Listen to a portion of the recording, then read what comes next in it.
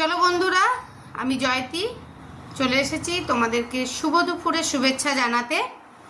তো অনেক অনেক ভালোবাসা, শুভ দুপুরের শুভেচ্ছা। আর বাবার নাম তো না নিলে হবেই না। ওম সাইরাম। বাবার আশীর্বাদে সবাই খুব ভালো থাকো, সুস্থ থাকো। আমার লাঞ্চের মেনুতে কি আছে দেখে নাও। একদম স্ট্রেট কাট খাওয়া, যেমন আমি স্ট্রেট কাট কথা বলি সেমনি স্ট্রেট কাট খাওয়া। সেটা হচ্ছে ভাত আর মাছের ঝোল।